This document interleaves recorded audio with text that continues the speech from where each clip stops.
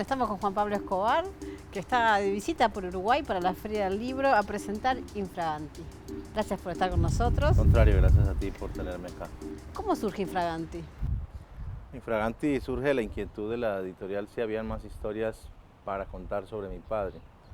Me puse a indagar y evidentemente sí. Siempre mi padre termina sorprendiéndonos con un montón de historias nuevas en las que tuvo alguna participación y de las cuales pues no se conocía mucho. Este es el libro resultado de una investigación de unos 6 meses en la ciudad de Medellín y alrededores, donde me encontré no solamente con los mejores amigos de él, sino con sus peores enemigos y sus víctimas, para que me contaran qué significa para ellos Pablo Escobar como persona, como enemigo, como bandido. Y creo que eso le da una visión diferente a este libro comparado con el primero, Pablo Escobar, mi padre, porque el primero, digamos, estaba más desde la óptica y los zapatos del hijo, y ahora es mi rol como investigador sobre la vida y obra de mi padre, y justamente para descubrir aquellas historias que no me contó, que son las que he encontrado y finalmente he revelado en este nuevo volumen. ¿Ya te es más fácil hablar de tu papá con estas personas que fueron sus enemigos? Algunos ya saben qué haces y Sí, te reciben de otra manera. sin duda que sí, eso fue por el motivo por el cual me atreví a tocar la puerta de los peores enemigos. Toqué otras puertas incluso mucho más peligrosas, obviamente no me las abrieron ni me atendieron, pero entienden mi perfil como persona, que yo no soy una amenaza para nadie, y justamente creo que valoran el hecho de cómo he querido yo abordar esta historia con mucho respeto por las víctimas y también por la figura de mi padre como tal, pero principalmente respetando la verdad. Justo hablas con el hijo de Bernie, que hay una película en este momento en cartel en Uruguay, que también nos hace más la idea de todo eso que pasó, porque él está presentado un poco como héroe, pero fue una persona complicada y también dejó a su familia muy complicada. Bueno, el caso de Barry Seal tiene que ver con esta historia que está publicando ahora Tom Cruise, y es cierto que la familia asesoró esta producción. Me reconcilié con Aaron Seal y lo conocí en Ciudad de México el año pasado, y en virtud de eso fue que creé el primer capítulo de este libro. Compartimos mucha información e historias familiares que claramente puedes encontrar un montón de paralelismos entre lo que fue su vida, la mía y su padre, que claramente fue para mí el Pablo Escobar norteamericano, aquellos personajes de los que mucho no se habla. Generalmente siempre se ha querido hacer notar de que la responsabilidad sobre el problema de las drogas en el planeta corresponde exclusivamente a los latinoamericanos, cuando en realidad hay una gran connivencia con muchos sectores de poder al interior de Estados Unidos que, como Barry Seal, pues muestran el ejemplo de esa corrupción, de esa hipocresía. También entrevistás a otro hijo de la mafia, ¿no? Ahí cómo fue la relación y cómo gestaste ese encuentro. Eso fue con William Rodríguez Abadías. Nos encontramos con la paradoja de que pues, yo no puedo ingresar a los Estados Unidos para ir a verlo a él y él no lo dejan salir. Con lo cual, esta misma guerra nos ha mantenido alejados desde algún punto de vista. Pudimos hacerlo porque el editor de mi libro fue editor del suyo también, con lo cual el contacto se facilitó por esa vía y tuvimos que hacer uso de Skype para poder comunicarnos. Hoy estamos muy conectados, intercambiamos mensajes casi a diario por otras redes y demás, y hemos empezado a reconstruir una relación desde un lugar muy diferente, desde la reconciliación. Pero fue duro escuchar el relato de él como, no solamente como hijo del cartel de Cali, sino como él mismo se autodefine como parte del cartel de Cali. Que él jugó otro rol, no es el mismo rol que el tuyo, él estuvo mucho más involucrado. Claro, estaba un poco más grande, tenía un par de años más y obviamente se involucró en la organización criminal de su padre, con lo cual, si tú lo piensas, es una persona que conoce desde adentro todos aquellos pormenores de la vida dentro del cartel de Cali. El diálogo entre ustedes parece muy fluido, es como si se hubieran conocido de toda la vida. Sí, nuestras historias se parecen, los sufrimientos, las vivencias, las experiencias, desde otros carteles, desde otras latitudes y culturas, pero claramente sí se dio un diálogo con palabras muy fuertes, pero muy respetuosas siempre. Y creo que cuando yo estaba tomando la decisión de cómo publicar esta historia con él, y escuchaba las grabaciones, me parecía que no había nada que yo le pudiera agregar más que el diálogo franco, transparente que ocurrió entre nosotros. Y creo que eso enriquece el libro porque es como que haces partícipe al lector de una conversación entre los hijos de los dos más poderosos carteles de la historia de Claro. Colombia. ¿Cómo ves el narcotráfico hoy? Porque no es el mismo. No, el narcotráfico hoy está, como desde el primer día, gracias al prohibicionismo, creciendo de manera exponencial, cada vez con más poder corruptor, con más poder militar, cada vez transportando mayores volúmenes de droga. Los escáneres son cada vez más potentes para detectar la droga, pero cada vez viaja más droga. Entonces hay una clara relación con la corrupción.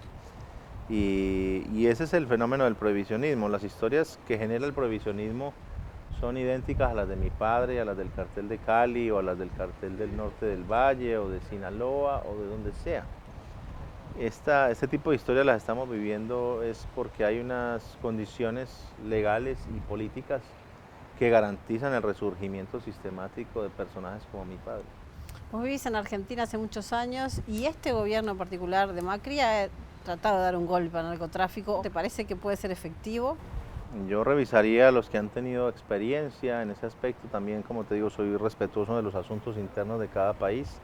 Vivo en Argentina, tengo un hijo argentino, me duele lo que pase en Argentina, como también me duele lo que pasa en México, porque tengo una esposa mexicana. Y estos intentos de guerra contra el narco lo único que le garantizan a la sociedad es más violencia, más corrupción y más poder de las organizaciones criminales. Eso ya está demostrado.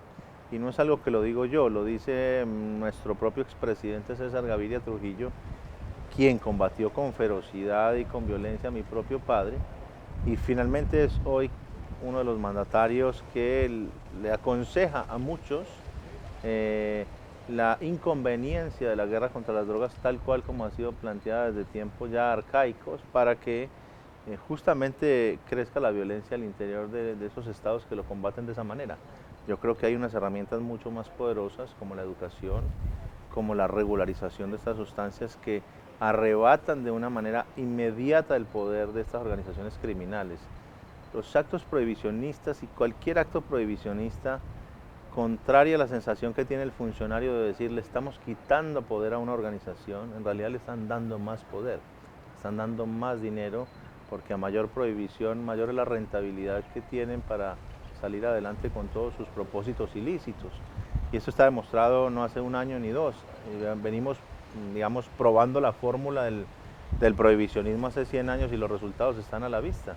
Cada vez estamos peor, hay más drogas disponibles que nunca antes. Viste que Uruguay legalizó la marihuana, o sea que de ese tipo de medidas estás a favor. Absolutamente a favor. Uruguay, con mucho respeto lo digo porque, como te digo, respeto cada decisión interna de cada país. Creo que es un camino hacia la paz. De un plumazo le arrebataron todo el poder criminal, asesino, corruptor a estas organizaciones que antes controlaban el tráfico de la marihuana. Ahora está en manos del gobierno uruguayo ese poder y es donde debe estar. Toda esa gran cantidad de dinero que genera esos negocios ilícitos ahora pasan en manos del Estado y ahora después deberían de pasar en manos de la educación, de actividades culturales, artísticas, recreativas, información para los padres, para los alumnos, en prevención, para que cuando quieran elegir ir a consumirla, pues estén tan bien informados de la inconveniencia de hacerlo o no, tengan la información seria y real para tomar una decisión. No pasa de la misma manera en otros países y espero que los países latinoamericanos imiten el ejemplo de Uruguay en esa materia, porque sin duda creo que conduce a la paz estas políticas, mientras que el prohibicionismo, esa idea de salir a atacar como en el viejo oeste, de salir a matar a todos los narcos, no hace otra cosa más que exacerbar la violencia, porque el Estado siempre llega tarde, siempre llega lento, y esto se convierte en una lucha de quién tiene la ametralladora más grande, y los narcos tienen el efectivo para ir a comprar la primera y la mejor de todas, y los norteamericanos tienen la disposición de vendérsela a cualquier postor porque te ponen más problema para venderte una botella de whisky que una ametralladora M60. Sos muy crítico con la parte política, con la actividad política de tu papá. Decís que la política le hizo mucho daño Sin duda. y que los puso demasiado, pero a él le gustaba. Mi padre pretendía ingresar a una mafia mucho más grande que la que ella dirigía, que es la mafia de la política, y no lo dejaron pertenecer.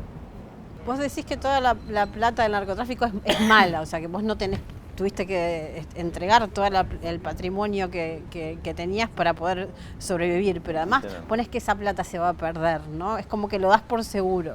Es que lo viví como una maldición. A mí el narcotráfico, por más aparente riqueza que me trajo fue violencia, cuando debería haber otra cosa, me trajo la pérdida de familiares, de seres queridos, la desaparición de personas, me trajo hambre con millones de dólares en efectivo. Entonces, si uno ignora esas lecciones de vida que te ha dejado justamente esa experiencia tan cercana al narcotráfico, siendo tu padre uno de los más grandes narcotraficantes de la historia, te das cuenta que esa ambición por el dinero, que surge de una gran cantidad de necesidades y de excusas personales para volverse ambicioso, termina en realidad destruyéndote, porque en nuestro caso mi padre, a mayor poder que acumulaba, más pobremente tenía que vivir. Eso te molestó un poco de las series que se hicieron, ¿no? De que ven una vida como de mucho lujo y displicencia cuando ustedes tuvieron momentos que pasaron mal. Sí, yo soy muy crítico de las series porque puedo percibir el efecto de ellas en la juventud. Y no es que me lo inventen y yo soy la opinión de los jóvenes, pero sí la recibo a través de mis redes sociales. Claro. Fotografías, grabaciones, cartas, mensajes de jóvenes de todas partes del mundo, culturas y latitudes, donde me dicen quiero ser Pablo Escobar porque acabo de ver la serie. Hasta ahora no recibí un solo comentario diciéndome quiero ser Pablo Escobar porque acabo de leer tu libro, al contrario, quedan espantados de la posibilidad de ser Pablo Escobar si leen mis libros. De esa manera quiero yo dejar en evidencia que hay muchas formas de contar las mismas historias cuando queremos transmitir el mensaje auténtico que hay tras de ellas y la verdadera enseñanza que nos quedó. Pero entendieron muy claramente los de Netflix y lo han hecho con mucho éxito, que la fórmula del éxito para estas producciones tiene que ver con la glorificación de la vida del criminal. Si se dedican a criticarlo mucho, no queda en nada y la gente no lo va a ver. Tienen que aplaudir la violencia de Pablo Escobar para que millones de televidentes se peguen a las pantallas y vean sus productos mentirosos sobre su vida. Estás trabajando en otro documental, también un poco para contrastar eso y mostrar, bueno, tu historia.